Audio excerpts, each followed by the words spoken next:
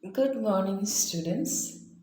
Welcome back to our lesson on cell is structure and function. In the last class, we had learned a cell is the basic structural and functional unit of life. Then we learned cells together form tissue. A collection of tissues together form an organ. A few organs together does same function or help each other for a function of the body, then we call it an organ system.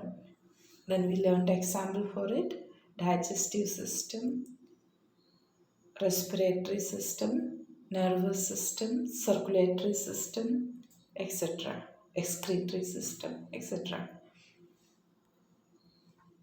Also, we learned that one who first discovered the cell was Robert Hooke in 1665 while he was looking for or observing a cork, a small piece of cork under microscope, and we knew now that the microscope was not developed as of now. It was a primitive type of microscope.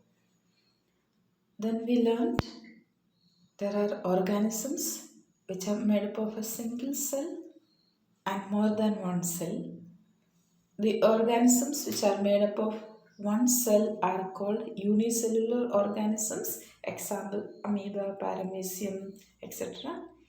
And we also learned most of the organisms are made up of more than one cell and they are called multicellular organisms. The plants and animals are multicellular organism, and many of the microscopic microorganisms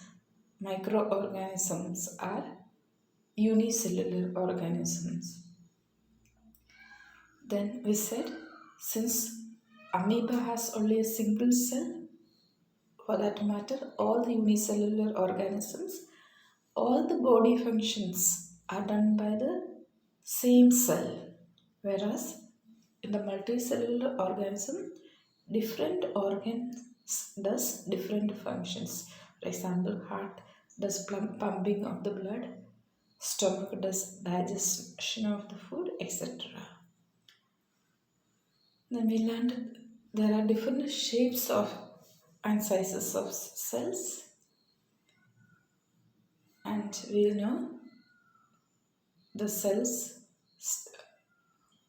X are also cells, and there are cells from point 0.1 or point 0.5 to 170 millimeter to 1.1 micrometer. In the bacteria which cannot be seen by our naked eyes, from such organism or such cells to X are also single cell. So that is 170 millimeter to 130 millimeter. Ostrich egg is the largest cell. Then we learned cells. The three main parts of the cells are plasma membrane or cell membrane, that is a thin covering of the cell. Then nucleus, the center part of the cell, and cytoplasm, all other material and liquid together. So we learned yesterday plasma membrane.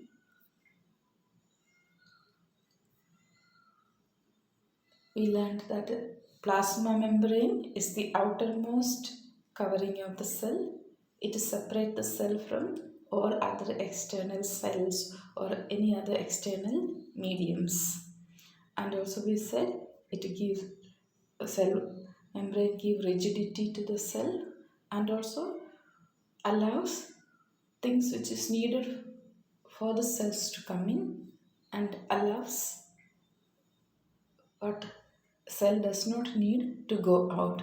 At the same time, it does not allow from cell what cell needed to go out, and also does not allow what does not need for the cell to come in. That is why you said it is selectively permeable. That means allows things to enter and go out only selectively. Then we learned functions of cell wall. So once again I'll repeat. Cell wall provide rigidity and strength to the cell and also permit the cell of plants, fungi and bacteria to withstand very dilute external media without bursting but building up pressure against it. Now the second part, today we shall learn the next parts or other parts of the cell. Next is cytoplasm. Cytoplasm is the fluid content inside the plasma membrane. It also contains many specialized cell organelles. Each of these organelles performs a special function for the cell. You can see so many other things inside the cell, and also inside the cell is a fluid is filled. So all together except the nucleus, whatever is inside the cell membrane is called cytoplasm.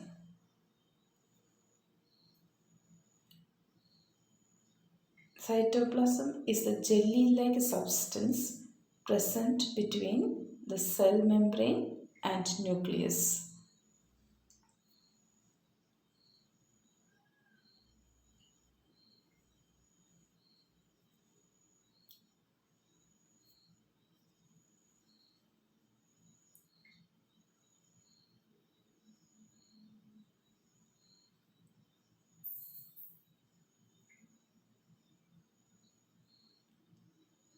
So we can see in the plants, in the cells, colored structures present in the cell are called plastids. Cytoplast is a type of plastid involved in photosynthesis in plant. Chloroplast is a type of plastid present only in the plant cell, because plant cells is responsible doing photosynthesis. The other organelles are mitochondria, ribosome, endoplasmic reticulum, Golgi apparatus, etc. So all this together form cytoplasm. For example, so these are present in animal cells and plant cells as well, but chloroplast, the green pigment, is present only in plants, which enables the plants to do photosynthesis. So once again I repeat, cytoplasm contains organelles.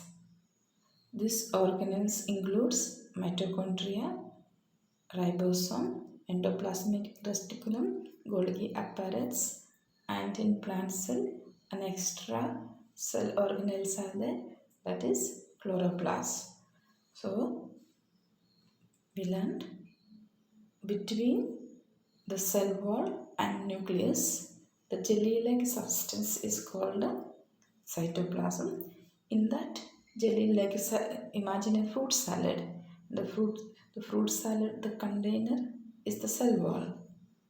And we cannot give an example for the nucleus, but the liquid inside and the fruits together called cytoplasm, and the fruit pieces alone, all the different fruits pieces are there, and that pieces together we call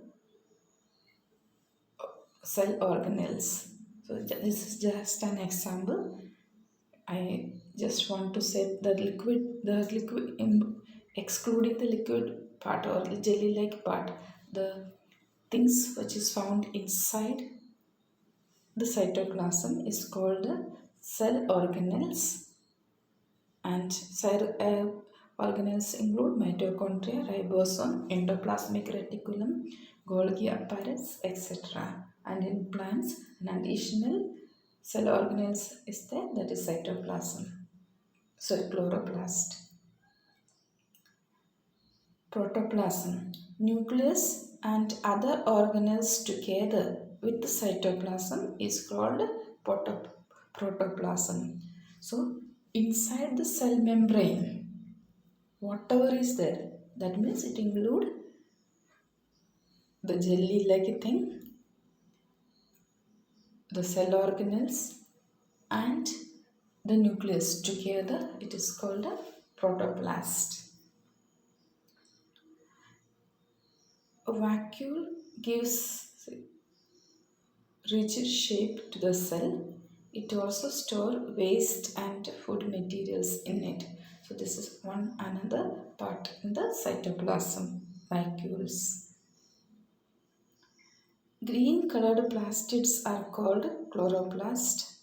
They provide green color to the plants and leaves and helps the photosynthesis. This is by mistake, just disorderly the picture came. This was supposed to come along with the chloroplast which we discussed earlier. Nucleus.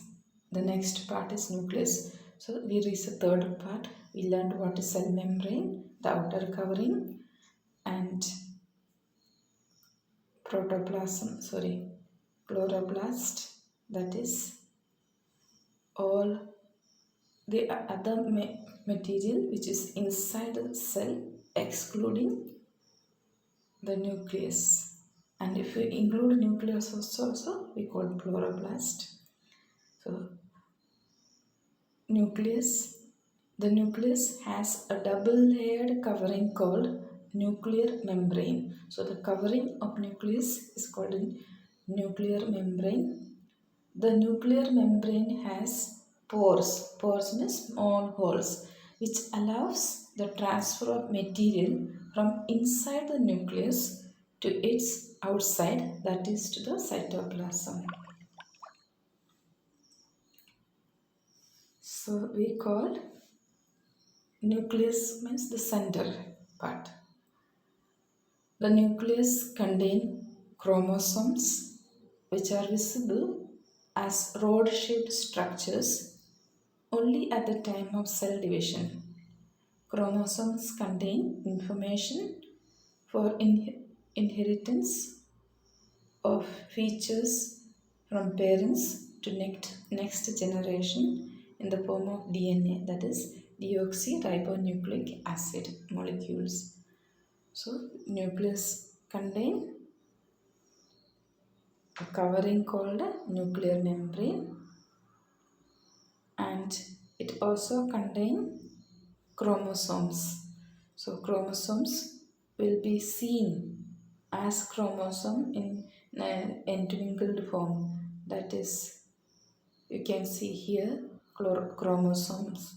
So these chromosomes will be visible as chromosome as it is only at the time of cell division. Other time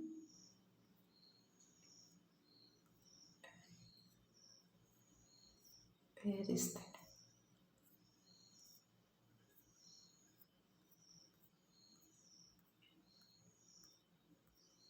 Here. See, at the time it is like a chromatin. You see, like a thread, like a in just straight thread like that, chromatin. And just before cell division, you see like this, like a entangled form. Chromosome will look.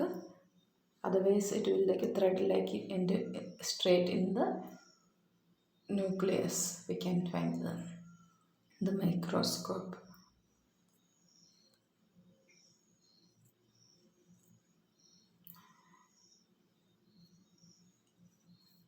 The nucleus membrane covers the nucleus.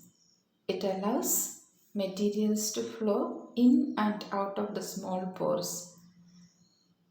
nucleoles. You can see in the nucleus the center dark bluish part, that is called a nucleole. The center of the nucleus is nucleole. So the nucleole is a non-membrane bound structure composed of protein and nucleic acid found within the nucleus. The ribosomal RNA is transcribed in the nucleolus. So transcribed means embedded. This structure is made up of protein and ribonucleic acid, that is RNA.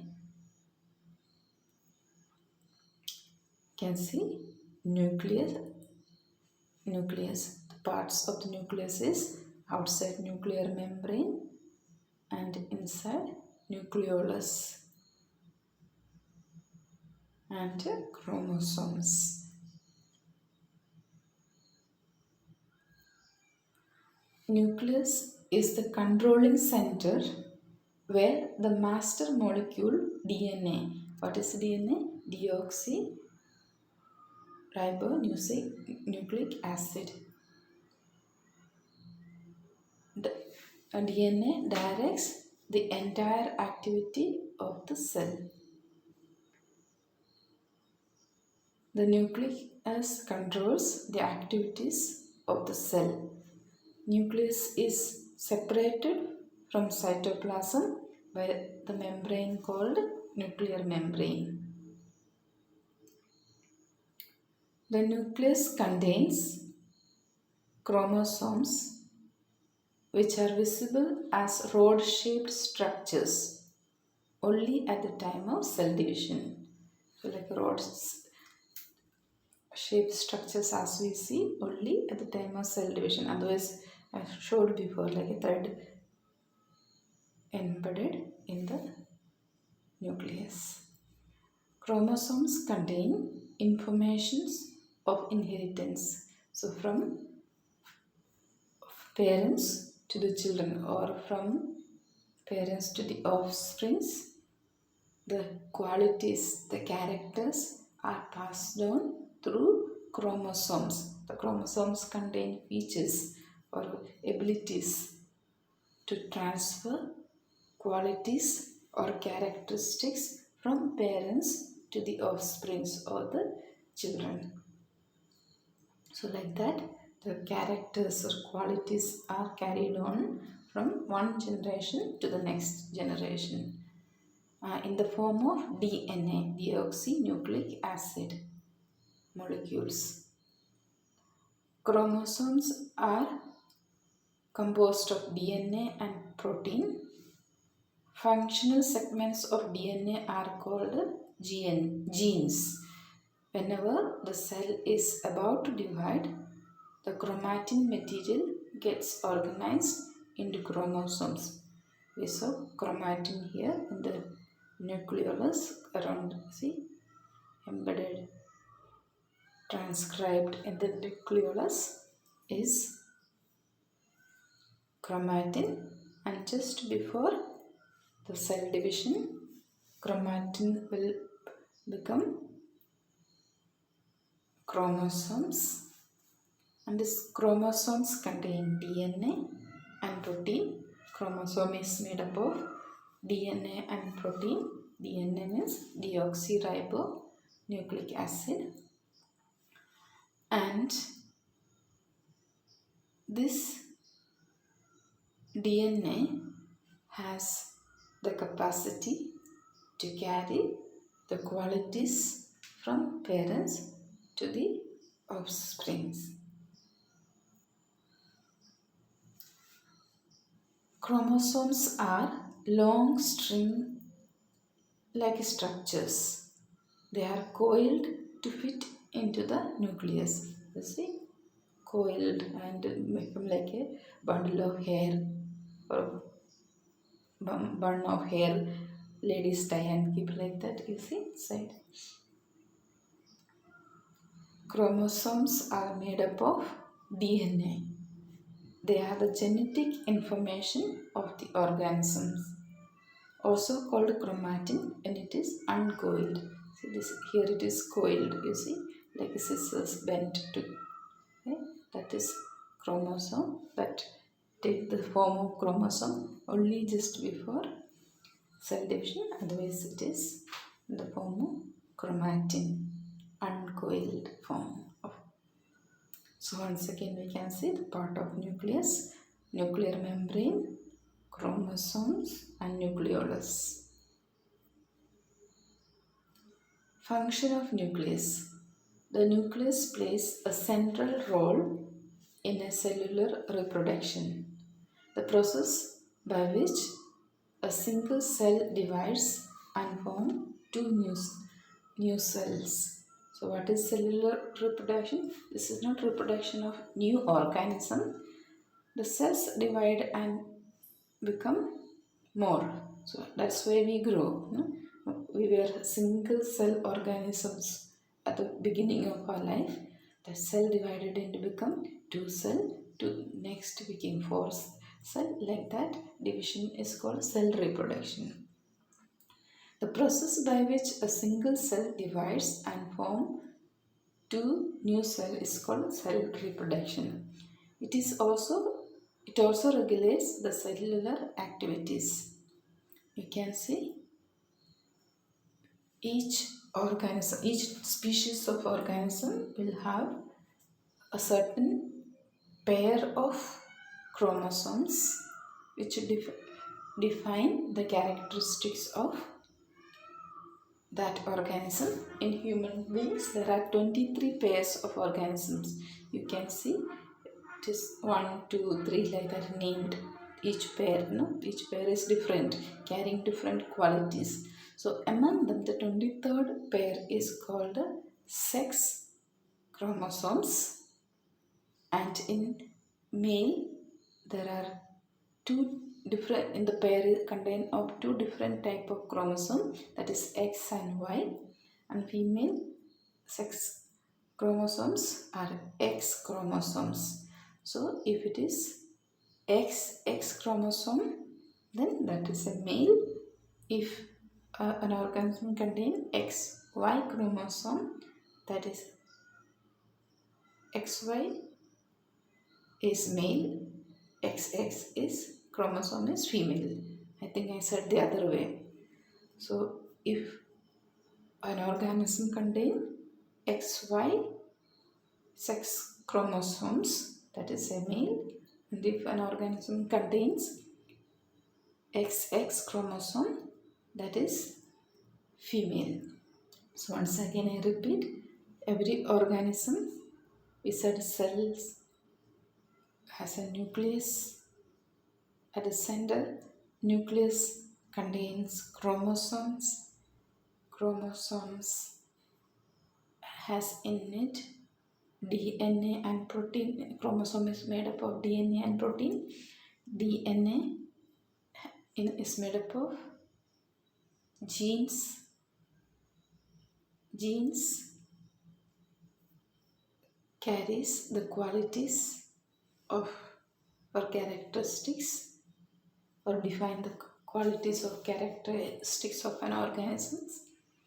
Different organisms have different number of genes or chromosomes, not genes, chromosomes. So in human beings there are 23 pairs, they are found in pairs of chromosomes which define the quality of us. So you can see the pair, see like this pair of chromosome, and one among them is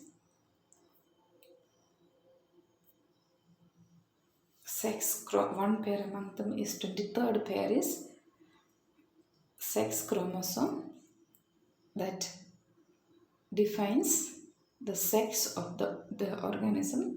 In human beings, the sex of the human beings.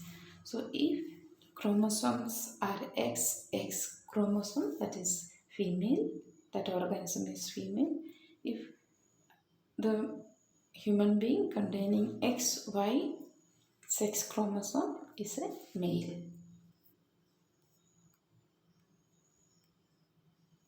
So once again, nucleus, part of the nucleus, nucleolus, nuclear membrane outside, center nucleolus, and then at the time of cell division, the chromatin, the thread like structures of the nucleolus form like a pairs entwinkled, so then it is called chromosome.